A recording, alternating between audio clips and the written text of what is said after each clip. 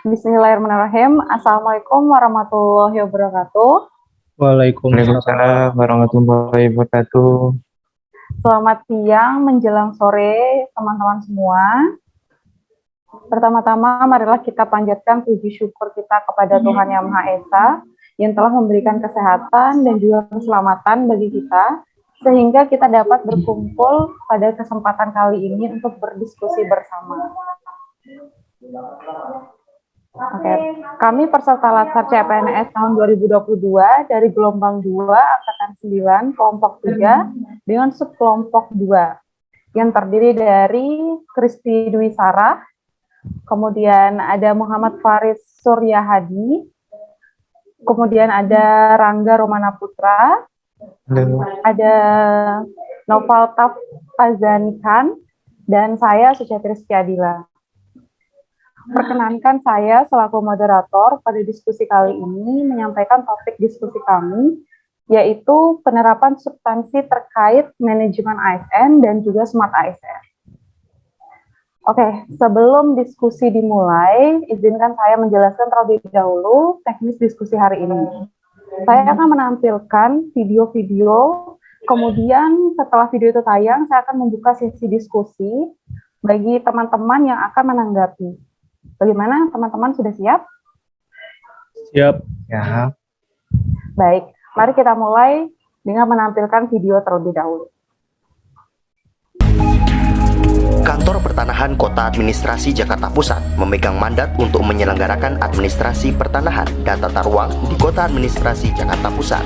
Kami bertekad selalu memberikan layanan terbaik kepada masyarakat. Era digital telah di hadapan, tak terkecuali dalam layanan pertanahan. Beragam inovasi kami berikan untuk memudahkan masyarakat mengakses layanan. Komitmen kami memberikan layanan terbaik, menghadirkan sertifikat tanah sebagai tanda bukti hak.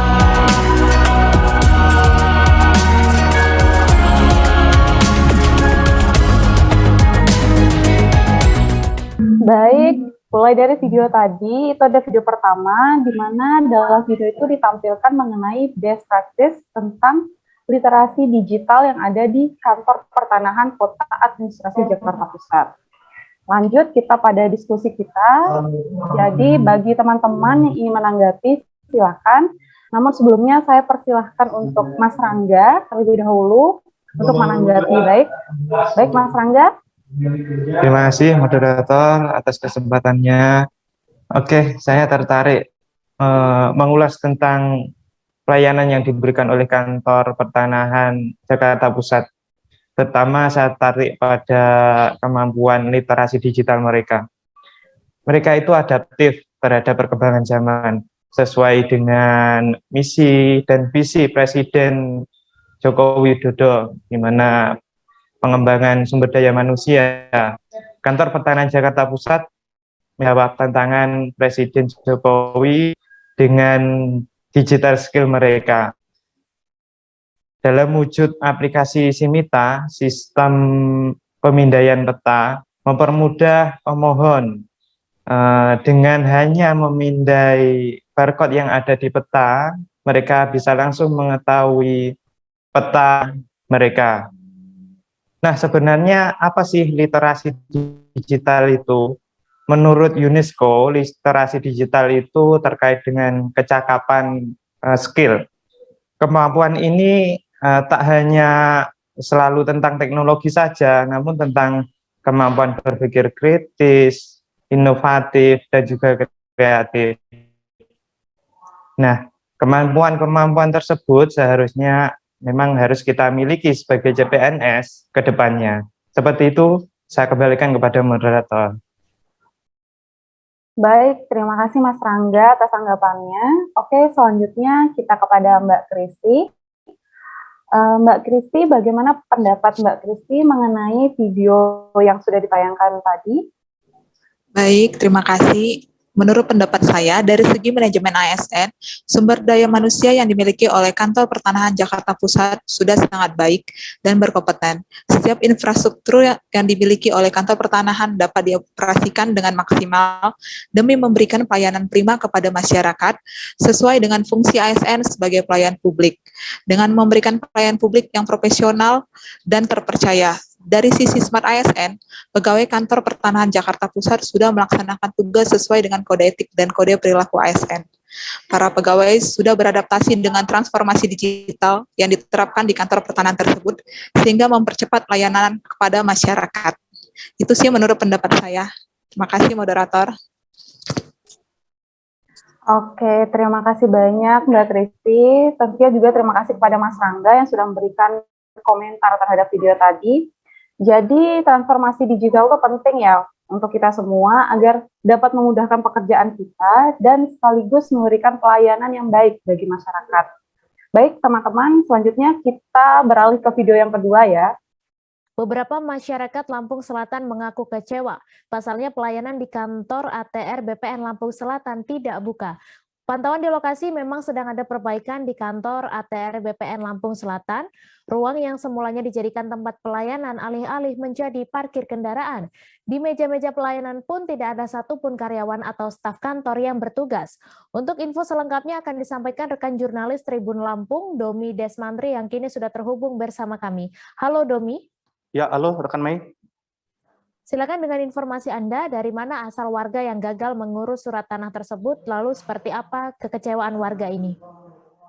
Ya, saya tadi sempat mewawancara salah satu warga, yaitu Junaldi, warga Bakauheni yang mengaku kecewa karena sudah sampai di kantor ATR BPN untuk mengurus tanahnya, begitu rayu tanahnya.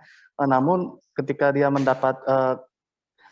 dia ke kantor tersebut mendapati ruangan kosong, lalu ruangan yang biasanya digunakan untuk pelayanan publik dijadikan untuk tempat parkiran kendaraan, begitu rekan Mei. Jadi video tadi yang kedua itu sudah ditayangkan, itu menampilkan mengenai bad practice terkait buruknya pelayanan kantor pertanahan karena tidak memberikan informasi secara jelas kepada masyarakat. Baik, selanjutnya saya persilahkan kepada teman-teman memberikan tanggapan. Saya awali dari Mas Faris ya. Bagaimana Mas Faris mengenai video tadi tanggapannya? Ya, baik. Terima kasih moderator atas kesempatannya. Mohon izin rekan-rekan semua, menurut pendapat saya terkait video, diketahui memang sedang ada perbaikan yang dilakukan di kantor pelayanan ATR BPN Kantah Lampung Selatan. Dari video tersebut dapat dilihat yakni kurangnya manajemen ASN dari sisi core value yang seharusnya dimiliki oleh ASN yang yakni berakhlak. Adapun kepanjangan dari berakhlak yakni berorientasi pelayanan, adaptif, kolaboratif, loyal, akuntabel, dan kompeten. Bisa dilihat pada video tersebut, ASN kurang menerapkan core value terkait berorientasi pelayanan, kolaboratif, dan kompeten, sehingga membuat masyarakat kritis dan memberikan stigma buruk terhadap pelayanan pemerintah. Karena pada era digitalisasi pada pemerintahan 4.0, informasi harus disampaikan secara cepat dan tepat diterima oleh masyarakat. Karena semakin kritisnya publik dalam mengawasi penyelenggaraan pelayanan publik, harus diantisipasi dengan perbaikan standar pelayanan publik. Karenanya pemerintah kota, kabupaten, provinsi, serta kementerian lembaga wajib memperbaiki standar pelayanan publik. Rendahnya kepatuhan standar pelayanan terhadap publik mengakibatkan rendahnya mutu kualitas pelayanan. Cepat atau lambat akan mengikis kepercayaan publik terhadap aparatur pemerintah. Kepercayaan publik yang menurun berkorelasi lurus terhadap terhambatnya pertumbuhan investasi. Sekian dari saya kembalikan kepada moderator. Oke, terima kasih banyak Mas Faris atas tanggapannya. Oke, yang terakhir ini mengenai bad practice itu tanggapannya saya bisa meminta dari Mas Noval. Ya, Mas Noval, bagaimana tanggapan Mas Noval mengenai video yang sudah tayang tadi? Baik, terima kasih moderator atas kesempatannya.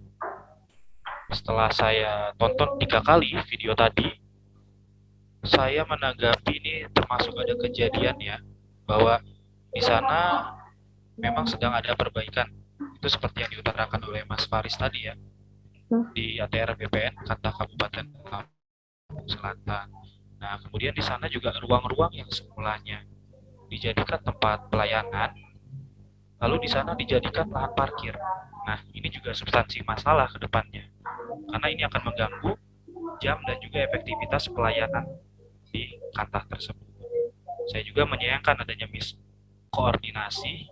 Mengapa tidak terlebih dahulu disiapkan tempat pelayanan yang memungkinkan agar masyarakat yang sudah terlanjur datang tidak merasa kecewa gitu ya, karena harus kembali dengan tangan kosong. Nah, ini jangan sampai ke depannya terjadi stigma negatif yang berkembang di masyarakat, bahwa dalam hal mengurus tanah itu pelayanannya adalah lambat dan susah. Nah, ini yang jadi harus objek yang harus kita benahi gitu ya ke depannya. Selanjutnya juga saya berpendapat terkait dengan manajemen ASN-nya ya. Atas kejadian tersebut selayaknya dalam membangun koordinasi, kolaborasi dan manajemen ASN di tingkat daerah. Secara rutin tuh perlu adanya upaya bersama yang dilakukan oleh masing-masing pegawai. Jadi untuk memahami dan mewujudkan satu tujuan instansi bersama, yaitu tadi maklumat pelayanan publik yang akuntabel, kredibel dan juga berlandaskan terhadap profesionalitas dan pelayanan serta kepercayaan. Mungkin itu yang dapat saya sampaikan, Mbak Adila selaku moderator, saya kembalikan. Terima kasih. Oke, terima kasih banyak Mas Noval. Oke, terima kasih untuk teman-teman semua yang sudah memberikan tanggapan terhadap 2 video kita tadi. Demikianlah diskusi dari kami subkelompok 2. Tetapi sebelum saya mengakhiri forum diskusi ini, izinkan saya membacakan kesimpulan dari diskusi kita kali ini. Oke, kesimpulannya yang pertama adalah pelayan publik itu harus mampu mengikuti dan beradaptasi dengan perubahan yang terjadi secara cepat, khususnya di era pandemi ini. Kemudian implementasi mengenai manajemen ASN serta smart ASN semakin dibutuhkan juga tentunya. Kemudian yang kedua, mengenai smart ASN, tidak semata-mata bertransformasi ke era digital, namun bagaimana ASN itu mampu memanfaatkan teknologi secara inovatif, efektif, dan efisien. Serta meskipun sudah melek digital, kita juga masih perlu belajar bagaimana dengan beretika di dunia digital ini. Kemudian yang ketiga adalah dari manajemen ASN, kode etik dan core value ASN itu harus dipegang teguh oleh setiap ASN, termasuk kita semua, guna menghindari kasus bad practice bagaimana di video sebelumnya sudah ditayangkan. Dan yang terakhir adalah dalam membangun koordinasi, kolaborasi, dan juga integrasi dalam manajemen ASN di tingkat daerah, itu perlu rutin diadakannya rapat koordinasi dan adanya upaya bersama yang dilakukan oleh masing-masing pegawai untuk memahami dan mewujudkan suatu tujuan instansi, khususnya kantor pertanahan Kabupaten Lampung Selatan tadi, yaitu mengedepankan prinsip maklumat pelayanan publik yang akuntabel, kredibel, yang berlandaskan profesionalitas, pelayanan, dan kepercayaan. Oke, terakhir demikian video diskusi kami dari kelompok 3, subkelompok 2. Semoga bermanfaat untuk kita semua. Kurang lebihnya materi dalam diskusi ini kami mohon maaf. Terima kasih. Assalamualaikum warahmatullahi wabarakatuh. Waalaikumsalam warahmatullahi Wabarakatuh. Terima kasih teman-teman Terima kasih semua. moderator. Terima kasih. Terima kasih.